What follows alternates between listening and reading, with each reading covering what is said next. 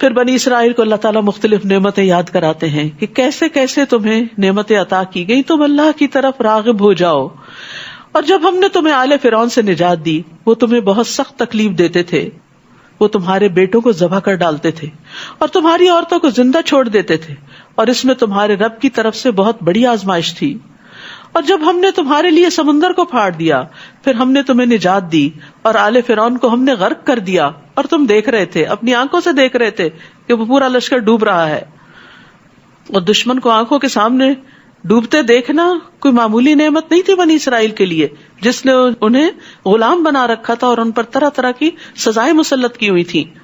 اور جب ہم نے موسیٰ سے 40 رات کا وعدہ لیا، پھر تم نے اس کے بعد بچڑے کو معبود بنا لیا اور تم ظالم تھے، پھر اس کے بعد ہم نے تمہیں معاف کر دیا تاکہ تم شکر ادا کرو.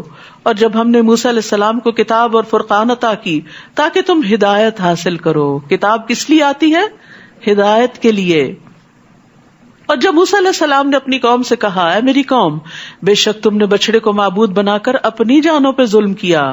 یہ تھے بنی اسرائیل جنہیں لا الہ الا اللہ سکھایا گیا، اور وہ جب سمندر پار کر کے آئے تو نعمت کا شکر ادا کرنے کی بجائے گائے کے بچڑے کو معبود بنا بیٹھے. جب موسیٰ علیہ السلام کوہ طور پر گئے اللہ تعالیٰ سے ملاقات کے لیے، تو اب اپنے پیدا کرنے والے کے حضور توبہ کرو اور اپنے مجرموں کو قتل کر ڈالو، اور یہ بات تمہارے پیدا کرنے والے کے نزدیک تمہارے لیے زیادہ بہتر ہے، پھر وہ تم پر مہربان ہو گیا. بے شک وہ بہت توبہ قبول کرنے والا، بہت رحم فرمانے والا ہے. اور جب تم نے کہا کہ اے موسیٰ، جب تک ہم اللہ کو سامنے نہ دیکھ لیں ہرگز تمہارا یقین نہ کریں گے، پھر تم کو بجلی نے پکڑ لیا اور تم دیکھ رہے تھے. یاد رکھیے، دنیا میں کسی کے لیے ممکن نہیں کہ اللہ تعالیٰ کو دیکھ سکے، کیونکہ ہمیں اتنی وسعت طاقت ہی نہیں دی گئی. حتیٰ کہ اللہ کے نبی موسیٰ علیہ السلام بے ہوش ہو کر گر پڑے تھے صرف ایک تجلی پہاڑ پہ پڑتے ہوئے دیکھ کر. پھر ہم نے تمہاری موت کے بعد تمہیں زندہ اٹھا دیا شاید کہ تم شکر ادا کرو.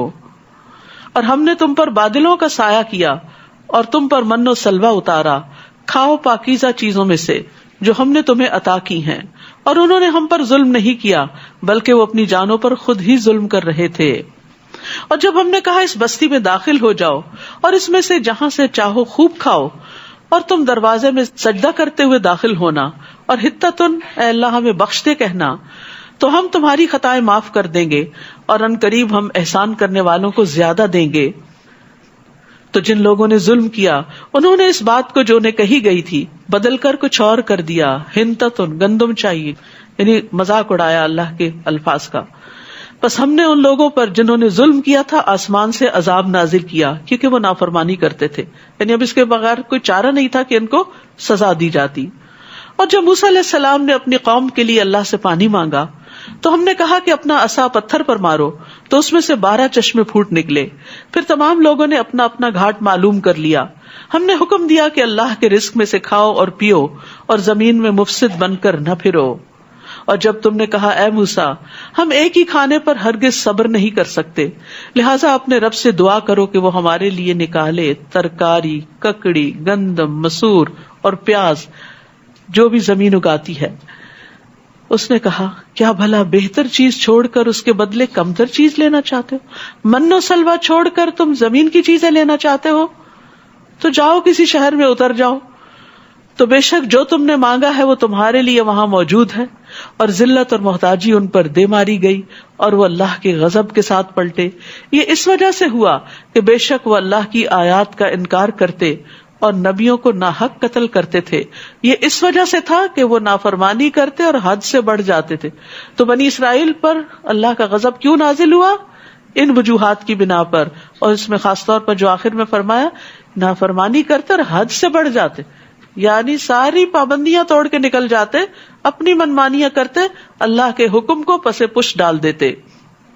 تو اس سے پتہ چلتا ہے کہ اگر اللہ کی ایک پسندیدہ امت بنی اسرائیل جو تھی، جس کی طرف اللہ نے بے شمار انبیاء بھیجے، کتابیں بھیجی، جب انہوں نے اللہ کی نافرمانی کی تو اللہ نے ان کو پکڑ لیا. تو اس واقعے کو یہاں کیوں بیان کیا گیا؟ تاکہ ہم سبق سیکھیں، کیونکہ ہمیں بہت مان ہوتا ہے اس بات پر کہ ہم امت محمد، الحمدللہ، اللہ کا شکر ہے کہ ہم امت محمد صلی اللہ علیہ وسلم، اس پر ہمیں فخر ہے اور ہم امید رکھتے ہیں کہ آپ ہماری شفاعت کریں گے. لیکن اس کے لیے ضروری ہے کہ ہم وہ کام کریں کہ جن کی وجہ سے اللہ سبحانہ تعالیٰ راضی ہو, ہم قیامت کے دن محمد صلی اللہ علیہ وسلم کے آگے بھی شرمندہ نہ ہو. وہ دیکھیں یہ میری امت, کیونکہ کچھ لوگ آ رہے ہوں گے آپ کی طرف, تو کہہ دیا جائے گا کہ نہیں ان کو دور کر دیا جائے, کیونکہ آپ کو نہیں پتا انہوں نے آپ کے بعد دین میں کیسے کیسے نئے طریقے نکال لیے. تو اس لیے اس دین پر چلنا ہے جو اللہ سبحانہ تعالیٰ نے محمد صلی اللہ علیہ وسلم کے ذریعے دیا ہے, اور اس کی اطاعت کرنی ہے. اور یاد رکھیے گناہوں سے بچنا تقویٰ کہلاتا ہے, اور تقویٰ کا معنی ہوتا ہے بچنا. تو دنیا میں گناہوں سے بچنا اور آخرت میں عذاب سے بچنا. تو گناہ چھوٹا ہو یا بڑا اس سے بچنے کی کوشش کرنی چاہیے, کیونکہ ایک گناہ پہ دوسرے گناہ کا رستہ کھولتا ہے, اور پھر ایک گناہ دوسرے گناہ کو کھینچ لاتا ہے, اور یوں انسان نافرمانیوں کی دلدل میں پھنس جاتا ہے, اور پھر اللہ کے غضب کا مستحق ہو جاتا ہے. بنی اسرائیل کے ساتھ کچھ ایسا ہی معاملہ ہوا. اس کے بعد عمومی دعوت دی گئی, ان الذین آمنوا والذین ہادوا والنصارى والصابئین, بے شک وہ لوگ جو ایمان لائے اور وہ جو یہودی بن گئے اور عیسائی اور صابی, جو بھی اللہ اور یوم آخرت پر ایمان لائے اور نیک عمل کرے, تو ایسے لوگوں کے لیے ان کا اجر ان کے رب کے پاس ہے. تو شرط کیا ہے؟ ایمان کے ساتھ عمل صالح, گناہوں سے بچ کر زندگی گزارنا, اطاعت اور فرما برداری کی زندگی بسر کرنا. تو ان پر نہ کوئی خوف ہوگا اور نہ وہ غمگین ہوں گے. اور جب ہم نے تم سے پختہ عہد لیا اور طور پہاڑ کو تمہارے اوپر اٹھایا اور حکم دیا کہ جو ہم نے تمہیں دیا ہے, یعنی کتاب کی شکل میں, ہدایات کی شکل میں, اس کو مضبوطی سے پکڑو. پہاڑ سر پہ مسلط کر کے کہا گیا کتاب کو پکڑ لو. ہمارے لیے بھی کیا حکم ہے کہ اس کتاب کو مضبوطی سے پکڑ لیں, اور جو اس میں لکھا ہے اسے یاد رکھو تاکہ تم بچ جاؤ, لعلکم تتقون. تو اس کتاب پر عمل سے ہی تقوی حاصل ہوتا ہے. پھر اس کے بعد تم اس عہد سے پھر گئے, بس اگر تم پر اللہ کا فضل اور اس کی رحمت نہ ہوتی تو تم ضرور خسارہ پانے والوں میں سے ہو جاتے. یعنی اللہ کی رحمت ہے کہ اللہ نے بنی اسرائیل کو بچا لیا اور پھر ان کو مزید عمل کا موقع دیا. تو اللہ سبحانہ تعالیٰ ہمیں بھی زندگی میں بہت چانسز دیتا رہتا. مختلف طرح کے امتحان اور آزمائشیں آتی رہتی ہیں نا, کبھی ایک بیماری آتی ہے, کبھی دوسری تکلیف آتی ہے, کبھی تیسری. یہ کیوں آتی ہے؟ ایسی بے وجہ نہیں آتی. یہ دراصل ہمیں اللہ کی طرف متوجہ کرنے کے لیے آتی ہے کہ ہم اپنے گناہوں کو دیکھیں, ہم اپنی غلطیوں کو پہچانیں, ہم ان پر توبہ کریں, ہم یہاں پر اپنی اصلاح کر لیں, اللہ کی طرف راغب ہو جائیں, اللہ کی طرف دوڑ پڑیں.